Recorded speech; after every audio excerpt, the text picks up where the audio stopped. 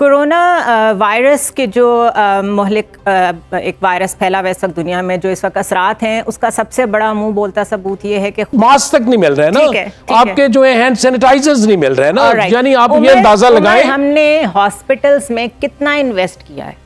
हमने जरा देखें, इसमें हम सिर्फ मौजूदा हुकूमत को नहीं कह सकते, हमारे महकमा सेहत की आज जो ये मैं ओवरऑल बात कर रही हूँ, कलेक्टिवली हमने अपनी जिस तरह एजुकेशन में नहीं किया, इसमें क्या किया? इसमें एक सियासी जमात का नहीं, इसमें हम सिर्फ पीटीआई नहीं, नून लीग की हुकूमत रही है 5 साल, बात कर रही हूँ 10-15 साल की, मैं 15 साल से ज्यादा। आप देख लें आज जो ये सारी सूरत हाल हुई है, इसको आप सिर्फ हेल्थ सेक्टर को जुदा कर ना देखें, जो आज बाकी मसाइल भी आ रहे हैं। बात समझने की कोशिश करें, क्योंकि इस वक्त बीमारी की बात हो रही है, इसलिए हेल्थ सेक्टर की बात हो रही है। हेल्थ सेक्टर के साथ बिल्कुल जरूरी है, आप किसी भी मामले को रिलेट करें, हॉस्पिटल्स बनाने जरूरी थे, हॉस्पिटल्स काफी बने हैं, हाउसिंग स्कीम्स बनानी जरूरी थी, या इंफ्रास्ट्रक्चर में अंडर पासेस ज्यादा, ये आज सारी हुकूमतों का हिस्सा है, ये माजी की हुकूमतों का भी सारा बोझ है ना। शहजाद साहब, do you want to contribute?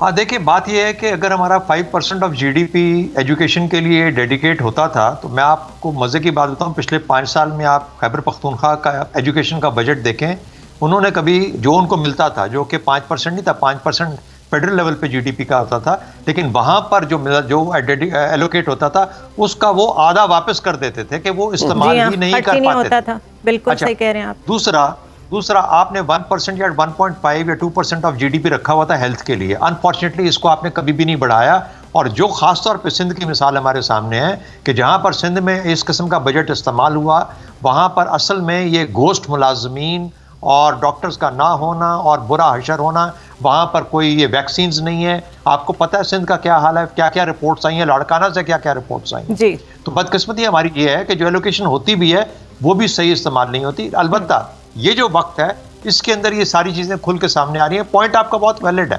Point ये है कि हमने एजुकेशन और हेल्थ पे एज अ सोसाइटी कितना हमने एम्फोसाइज किया और कितना हमने खर्च किया है। और वाकई में 70 साल में अगर हमारा गैपिंग फेलियर, जहाँ पे बहुत बड़ा हमें होल नज़र आता है, वो इन 2 महकमों में नज़र आता है, क्योंकि इस तरफ तो हमने कभी ध्यान दिया ही नहीं है। लोग पैसा जो एलोकेट होता है उसको खर्च नहीं कर पाते। तो lack of vision, lack of interest, lack of leadership, lack of understanding का ये कितना ज़रूरी होगा। अगर आपका माशरा थोड़ा सा बेहतर हालत में होता, तो आज ये जो सोशल डिस्टेंसिंग हम करना चाह रहे हैं, इसके लिए कर्फ्यू लगाने की या लॉकडाउन करने की जरूरत नहीं।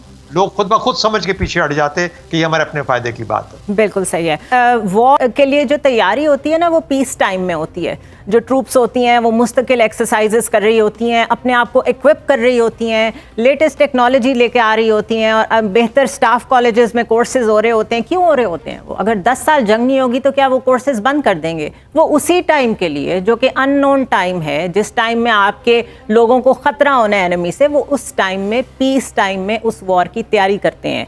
तो हमने कितनी तैयारी की इस तरह के कैलमिटीज़ के लिए, और हमारी प्रेफरेंसेस क्या रही हैं, ये बहुत वाजे होती हैं हमारी पॉलिसीज से।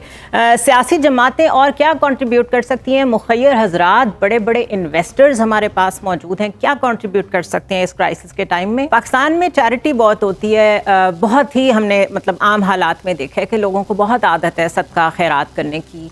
स्टेट की भी रिस्पॉन्सिबिलिटी होती है सोशल सिक्योरिटी सिस्टम देना, इंश्योर करना कि लोगों तक उनकी जो बेसिक ज़रूरियात हैं, होमलेस लोगों के लिए वो सब पहुंचती रहें। लेकिन वेस्टर्न सोसाइटीज़ में ये बहुत इंटैक्ट सिस्टम है, पाकिस्तान जैसे मुल्क में ऐसा कुछ नहीं है। तो जो पैरेलल सिस्टम हमारा इस्लाम, हमारा रिलीजन हमें देता है, उसने उस गैप को फिल किया हुआ है। इन टाइम्स में जब मैं मैडोना को देख रही थी, रिहाना को देख रही थी, जो फुटबॉल के मेसी हैं प्लेयर, जो कि इस वक्त इतना डोनेट कर रहे हैं दुनिया में हेल्थ के लिए, बहुत ज़्यादा लोगों को क्राइसिस में देख के। हमारे मुल्क में भी बहुत पैसा है लोगों के पास, लेकिन जो प्रोमिनेंट नेम्स हैं, जो कि हमें पता है, बगैर नाम लिए हमें पता है, क्या इस वक्त उनका फ़र्ज़ नहीं बनता कि वो एक स्टेप आगे आएँ और एक पूल करें, उसमें खुद चीज़ें डालना शुरू करें? आपकी बिल्कुल बजा बात है। देखिए, इस सारे क्राइसिस को स्टेट जो है या गवर्नमेंट जो है वो तनहा नहीं डील कर सकती। अब कल प्राइम मिनिस्टर ने जो है ना फिलैंथ्रोपिस्ट के साथ बाकायदा एक इजलास किया है और उसके अंदर उनको मोटिवेट करने की कोशिश की है। लेकिन वो जैसे आपने खुद कहा कि वो खुद से इनिशिएटिव लेना चाहिए था। अच्छा, हमारे यहाँ कुछ ऑर्गेनाइजेशंस हैं सोशल वेलफेयर के कॉन्टेक्स्ट में जिनको हमें सपोर्ट करना, जो दिहाड़ीदार था, जो बड़ा गरीब है, ये इलाके के मुकामी लोग जो है यही सबसे बड़ा एसेट होते हैं, यही आइडेंटिफाई करेंगे, यही इनको पता होगा, ये खुद आगे चले। और ये कोई गरीब लोग नहीं है, मेजॉरिटी एमएनए एमपीएस के पास अच्छा खासा पैसा है और डेटा भी है, इसलिए ये आए, पार्टीज अपने इनके लिए फंड्स लेके आए, पार्टी अपने लिए फंड्स ओपन करें कि जनाब ये सारे एमपीए एमएनए जब आप इनको टिकटें देते हैं तो इनसे पैसे लेते हैं ना, इसी तरीके से आज इस क्राइसिस में पार्टियां आगे से कंट्रीब्यूट करें, लेके लीड करें। और उसी के साथ साथ जो आपने कहा कि पाकिस्तान में जो बड़े नाम हैं, चाहे वो शोबिस के हैं, चाहे वो स्पोर्ट्स की दुनिया के हैं, चाहे वो किसी बिजनेस के हैं, बड़े नाम आगे आए, वो खुद लीड करें, खुद आगे आके अपने आप को शो करें कि देखिए इस क्राइसिस में हम पाकिस्तानी कौम के लोगों को, कमजोर लोगों को तनहा नहीं छोड़ेंगे, हम खुद इनिशिएटिव ले रहे हैं। तो मैं ये समझता हूं इस पे खुद हमारे यहाँ जब ये काम चलेगा तो उसका फायदा होता है, क्योंकि देखिए आपको याद होगा ज़लज़ले में 2005 में क्या हुआ था, आप उस जमाने में किस तरह से लोगों ने जाकर उन लोगों को सपोर्ट किया था। तो हमारे यहाँ वो एटीट्यूड है, लेकिन उसको चैनलाइज करना और बड़े लोगों को, बड़े नामों को आगे आके उसको लीड करना होगा ताकि नीचे वाले लोगों को भी मोटिवेशन मिल सके। बार बार जिक्र किया था 2005 के ज़लज़ले का, 2005 का जो ज़लज़ला था उसमें स्पिरिट की जो है उसको हमें लेके आना है, लेकिन ये थोड़ा सा ये रिवाइव करना है। लेकिन फर्क ये है, वहां पर तो हर आदमी जिसके 2 हाथ काम करते थे और 2 टांगे थी और नीचे 2 पहिए थे, वो वहां पे भाग गया था उसमें करने। ये वो वाला काम नहीं है, ये काम है अपने घर से, अपने लोगों से, अपने जगह से पैसे खाना जमा करना और खाना पहुंचाना उन लोगों पे। किन लोगों तक? उन लोगों पे जो खुदा न खासा किसी ज़लज़ले के नीचे नहीं बैठे लेकिन भूख के नीचे बैठे हैं। आपको भूख को खत्म करना है। मेरा ख्याल है ये चैलेंज हम सबका भी है, पॉलिटिकल पार्टीज का भी है और उन तमाम लोगों का जो साहिब हैसियत जिनको और मुतमव्वल जाना जा सकता है पाकिस्तान में, उनका काम है। I think it is time to get out. Don't wait for Imran Khan to recognise you कि अच्छा जी वो हमें पहचानेगा तो उसके बाद हम काम करेंगे। ये हमारा जिम्मेदारी है, हमारा फर्ज है कि हम ये काम करें। पॉलिटिक्स तो होती रहेंगी, जिंदगी रहनी चाहिए। ऑस्ट्रेलिया की हुकूमत ने आराम से ऐलान किया है कि $7,500 दे दिए जाएंगे पर गरीब को। क्यों? उनका सोशल स्ट्रक्चर पहले का इस तरह का था, उनका नेटवर्क सिस्टम हम इस तरह का था। हमारे यहाँ चूंकि इस तरह का सिस्टम नहीं था, हमेशा से किसी भी हुकूमत ने अवाम को मद्देनजर नहीं रखा, कॉर्पोरेट सेक्टर को रखा, एलिटिस्ट क्लास को रखा। आज उसका नतीजा ये आ गया है कि हमारी हुकूमत के हाथ पांव फूले हुए हैं कि लॉकडाउन होगा तो क्या बनेगा करोड़ों लोगों का जो दिहाड़ीदार है, जिनके पास वसाइल नहीं है, जिनके पास किसी भी दूसरे दिन के राशन नहीं है, यानी रोजाना की बुनियाद पर उनको अपने लिए रोटी करनी पड़ती है। वो कमा के ले जाते हैं तो रात को खाना बहुत पकता बड़ा है उनके घर ये में। कोरोना हमें सिखा रहा है, बहुत बड़ा पोस्ट कोरोना जो हमें इस्लाहात करनी पड़ेंगी इस बुरहान से निपटने के बाद, उसमें बहुत कुछ हमें तब्दील करना पड़ेगा, स्टेट को, निजाम को, सियासी निजाम और को, एज अ ह्यूमन माशी निजाम बीइंग को। हमें बहुत कुछ समझ में आ रहा है। साइंटिस्ट इस वक्त खामोश बैठे हुए हैं, एक वायरस ने पूरी दुनिया का निजाम हिला दिया है। ट्रेड जो पूरा जो ग्लोबल ऑर्डर है उसके बारे में लोग डिस्कस कर रहे हैं कि पूरा ग्लोबल ऑर्डर चेंज होगा पोस्ट कोरोना में, क्योंकि स्टॉक मार्केट्स, आपके ट्रेड सेंटर्स, आपकी हर सेंट्रल इकोनॉमी, हर चीज़ बहुत बुरी तरह हिट हुई है। इसलिए ये टाइम है, ब्रेक के बाद दोबारा इसी टॉपिक पे आएंगे कि ये में कि जिन मज़दूरों ने, जिन भट्टा मज़दूरों ने, जिन जगह जगह पे काम करने वाले मज़दूरों ने रोज़ की मज़दूरी लेके, आपकी मर्ज़ी की पेमेंट लेके आपका काम किया है, आज जब उनके काम बंद हो गए हैं तो आपके पास जो अल्लाह ताला ने इतना दिया हुआ है उसमें उनका कितना हिस्सा है।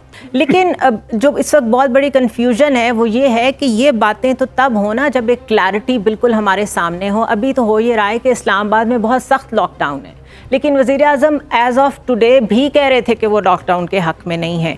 तो क्या चीज़ें किधर से ऑपरेट कर रही हैं, डिसीजन मेकिंग किधर से हो रही है? देखिए, लॉकडाउन का तो मैंने पहले आपको कहा कि वो तो उन्होंने सूबों को दे दिया। नहीं, इस्लामाबाद में भी आज बहुत शदीद लॉकडाउन है। मैं आपकी बात बता रहा हूँ, जो लॉकडाउन है, अब उन्होंने असल में जिस चीज़ पे एम्फसाइज किया हुआ है वो इस वक्त कर्फ्यू है, जिसमें वो कहते हैं कि लोगों को बाय फोर्सफुली हम लोगों को मजबूर करें कि वो घर में रहें और उसके बाद अगर हम एक्शन लें, वहाँ अभी वो अब उनके कंसर्न हैं जिस पे वो नहीं जा रहे हैं। लेकिन जो बात आपने की है, मैं उसके ऊपर इंपॉर्टेंट बात की है कि जो बिलावल साहब ने भी बात की है।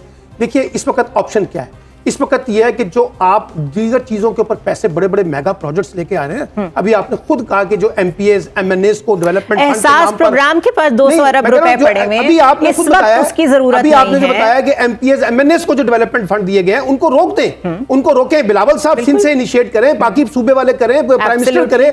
आप ये पैसा लगाएं इस जगह पर जहां आपको इमीडिएट अफर्मेटिव एक्शन के तहत पैसा खर्च करना है। और इसी तरीके से आपने एहसास प्रोग्राम का कहा है और दीगर जितने भी प्रोग्राम्स हैं इन सब को क्लब करें। और मैं फिर कह रहा हूं, प्राइम मिनिस्टर को चाहिए कि चारों वुज़राए आला का इजलास बुलाए, खुद उसको लीड करे, वहां बैठ के जो जो सूबों में अफर्मेटिव एक्शंस हो सकते हैं वो वहां से उठाए और फेडरल गवर्नमेंट उसके साथ उसमें कोलैबोरेट करे, अपना हिस्सा डाले। और ये जितने पैकेजेस आ रहे हैं ना, जैसे फेडरल गवर्नमेंट ने कल एक पैकेज दिया है, फिर प्रोविंशियल गवर्नमेंट्स ने, पंजाब ने पैकेज दिया है, कि सिंध गवर्नमेंट ने पैकेज दिया है, इन सब पैकेजेस को ट्रांसपेरेंट करने के लिए, ताकि ये ज्यादा बेहतर तरीके से इफेक्टिवली खर्च हो सके, उसके ऊपर बात करनी चाहिए। फिर उन एरियाज को आइडेंटिफाई करें जहां आपको लग रहा है कि वो कौन से खास एरियाज हैं जहां कोरोना वायरस जो है वो ज्यादा इंपैक्ट क्रिएट कर रहा है, ताकि उसको लॉकडाउन मुकम्मल तरीके से किया जाए, वहां आप इन चीजों को रोकें।